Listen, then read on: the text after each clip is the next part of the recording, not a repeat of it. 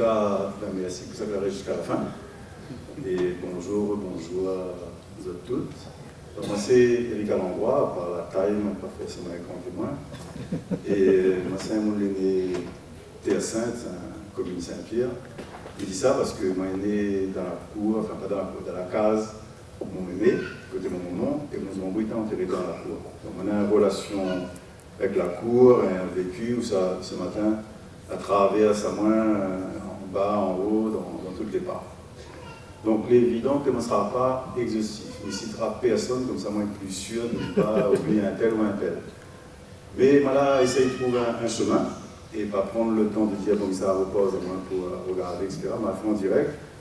Donc, Clémence, hein, et il fait avec ce que l'on a bien voulu entendre aussi. Donc, les clairs que les hyper subjectifs. Donc, ce que moi, je veux mettre en partage, bah déjà, resituer que nous sommes là parce qu'en 2002, l'ONU a décidé de mettre en place une journée mondiale de la diversité.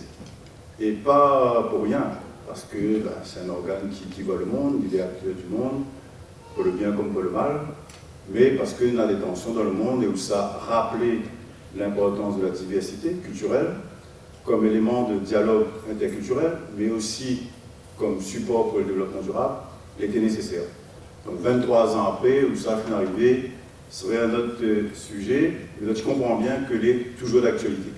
Et les territoires comme La Réunion, les territoires comme Mayotte, que n'a cette expérience justement de la diversité, de l'inter ou de l'intraculturalité, ce matin, on a même parlé d'encréolisation. Donc on a plusieurs manières de dire, en tout cas, l'habitude, l'expérience de la différence et de l'acceptation de la différence, le respect de la différence, que me distingue de la tolérance.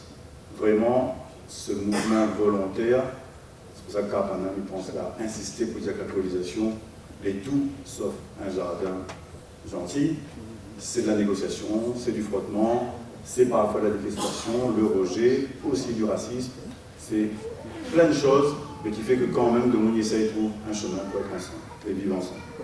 Donc, ça, c'était le contexte de départ. La cour, le jardin, ben, il représente bien cette diversité, ce chemin, cet itinéraire que la Réunion, Mayotte, mais il y a à chaque fois les deux parce que nous sommes habitués aussi nous et comment on peut se à la Réunion. Mais Mayotte, c'est un profondeur de 2000 ans, voire un petit peu moins, mais quand même conséquent. Et c'est un monde swahili que déjà un monde de la rencontre des différences. Donc, n'est pas négligeable, comme notre actualité il rappelle à nous l'importance pour la Réunion de regarder plus large que la Réunion. Donc, Mayotte et la Réunion, la cour, même s'il n'est pas totalement vécu pareil, il est quand même l'endroit qui donne à montrer pour s'annuler, qui s'annule. Et dans ce contexte historique, aussi rappelé par les uns et les autres de manière un peu différente, c'est-à-dire un contexte de rapport de domination sur la terre, sur le monde, un contexte où c'est dans l'esclavage colonial, langagiste, et même si après les termes n'est pas aussi fort, mais le système colonial, de différentes manières, est là, et nous participe à ça. Donc il était important de mettre ça en jeu pour comprendre justement pourquoi ça, le monde a pris toutes ces initiatives-là. Parce que face à un système de domination, la réaction de n'importe quel être vivant, c'est de trouver des réponses. Des réponses pour continuer à vivre, pour continuer à survivre. Et là, nous sommes sur le champ où les réponses, les d'ordre culturel, les d'ordre spirituel, les d'ordre matériel, c'est le jardin, la cour, il redonne tout son sens à la résistance que les uns et les autres ont manifestée face à cette domination. Donc le jardin est là pour nourrir le monde, pour soigner le monde, pour protéger le monde, pour faire la malice du monde, pour tirer le monde s'il est nécessaire pour défendre la roue. Il y a toute une dimension pour rentrer en relation avec le monde, juste comme ça, esthétique, pour montrer qu'elles sont en rang social, etc. Mais aussi pour préparer l'entrée en contact direct, une forme d'espace où ça va faire alliance. Donc il y a plusieurs degrés entre le parterre, vous voyez tout ça ce matin. Donc c'est quand même un lieu complet, quoi. Et rentrer aussi en contact avec ce monde des esprits. Et il y a plusieurs esprits là avec nous. Et quand il dit l'esprit, il ne veut pas dire encore pareil qu'il est forcément mauvais. Ces esprits. C'est-à-dire qu'il a une capacité à être à la fois là, sur la terre, mais être connecté avec l'ailleurs. Et ça, c'est une faculté, nous allons voir vers la fin, qu'il ne faut absolument pas négliger. Donc, tout ça, on appelle ça le développement de capacité, en référence, hein, mais là, n'est pas le propos, c'est le développement de savoir, et c'est quelque chose que est devenu patrimoine. Donc, la cour, le jardin, tout ça que nous connaissons, la manière de planter, nourrir, etc. C'est un patrimoine culturel. Et moi, je me dis, c'est un patrimoine de la compétence. Donc, chaque monde que les nations courent, petit ou grand, c'est quelqu'un qui porte des savoirs, des savoir-faire, la compétence. Elle a été pareil, hein, bien développé ce matin. Je vais bien prendre l'exemple, parce qu'elle avait indiqué plein des images, hein, donc il y en a aussi cette vie-là dans notre jardin. Si on ne connaît pas comment il fonctionne un guêpe, on ne trouve même pas où ça il est son nid. Et quand on trouve son nid, si on ne connaît pas comment on fait, ou ça va gagner le nid de guêpe, ou ça vient plutôt piquer. Donc c'est une compétence vraiment très fine et qui permet la survie. Parce qu'après, les gaillards mangent le guêpe. On peut dire ça.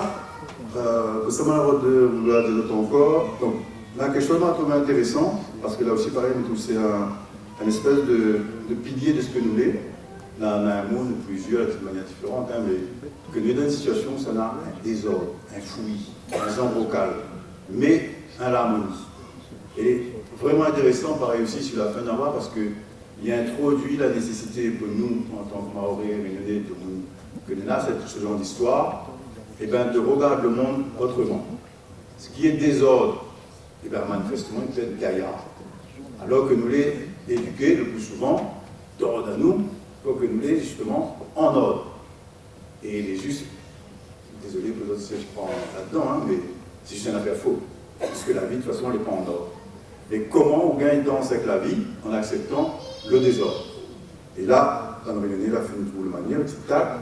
Alors, ramène ça sur deux notions. Pareil, hein, c'est pas l'objet, mais en tout cas, à la fin, peut-être m'a dire le nom du monde concerné. Mais la notion d'antifragilité. On a un peu peut-être fini de croire ça, mais c'est une notion, mais je trouve que c'est quasi notre ADN. C'est-à-dire comment, à partir d'un choc, un affaire qui est supposé démonter où, tu as où, ou renforcer. Il ne va plus loin que ça qui tue pas moins, il rend plus fort. C'est vraiment une capacité de transformation. Et l'itinéraire de votre société mahoraise, réunionnaise, évidemment, d'autres endroits, on a aussi la même chose, il est là-dedans, l'antifragilité. Et c'est un concept que l'on a largement étudié et que nous pouvons fonder là-dessus parce qu'on a fini d'y voir. Un deuxième concept, notion que nous voulons partager avec vous, que là, sans moins ressortir dans ce que nous avons dit ce matin, c'est l'effectuation. Le mot en français, il n'aime pas mettre en créole, mais son origine est en anglais. Donc, laisse tomber la partie linguistique, mais juste retenir que c'est un monde qui comprend, et une société qui comprend, de faire ce que l'on est là. Donc, tu vois que dans notre trajectoire réunionnaise, nous avons d'abord commencé avec cet ADN-là, et nous pensons dans affaire où ça, nous redescendons ça comme un point. Mais c'est être capable de faire ce que l'on est là. C'est être capable d'accueillir l'incertitude. Ça fait, on ne connaît pas, mais quand il arrive, pour ça, on fait. C'est être capable de faire avec les autres. Nous pouvons être en allié à la notion de solidarité, mais c'est déjà identifié, et bien, de monde les ressources que nous avons autour de nous. Et le jardin, dans ce que vous avez dit ce matin, il y a toutes ces fonctions-là. Comment on donne à un monde le petit bout de zambourap, ou bien le petit bout de brette de mouron, etc. Et comment on lui donne à où les siens, le partage, c'est aussi agir, l'effectuation. C'est-à-dire que vous pouvez toujours projeter, hein, mais dans un pays comme la Réunion, comme Mayotte, où ça donne tout le temps, l'impact des systèmes climatiques, atmosphériques. Là, je ne vais pas connaître, hein, on peut toujours faire toute prévision qu'on veut, mais c'est juste pour rendre compte que finalement, on ne peut pas tout maîtriser, mais comment on arrive justement à prendre en compte et à surtout agir. Donc, entre ce matin et après-midi, c'est comme si on avait vu dans deux cours différents. La passe d'un coup à le jardin, la cour, avec le monde qui intervient pour parler de la tradition, tous ces savoirs-là, et puis nous avons passé d'autres profils, d'autres acteurs, d'autres initiatives, beaucoup plus institutionnelles, beaucoup plus peut-être para-institutionnelles, avec les problématiques sur l'argent, pas l'argent, où ça nous était dans l'économique, dans le social, où ça nous était dans différentes choses que les plus liées au monde d'aujourd'hui, que nous avons un côté assez bureaucratique, les pas péjoratif et contre le monde qui fait, puisque le monde y fait, et avec des résultats intéressants. Mais veut dire que nous avons une latitude là qui dépasse le seul côté patrimoine culturel. Nous les rentrons dans quelque chose qui est beaucoup plus large. Et il y a donc une sorte de tension en jeu, et bien sûr c'est savoir qui maintenant va être détenteur, comment il va transmettre, à quelle fin, est-ce que nous ne reste pas trop dans la dimension utilitaire et nous perdons la dimension spirituelle, nous perdons la dimension partage, mais il gagne aussi sur le fait que nous avons notre budget, que nous sommes là-dedans, totalement besoin d'aller à droite ou à gauche, mais nous avons déjà un premier mouvement qu'il interpelle.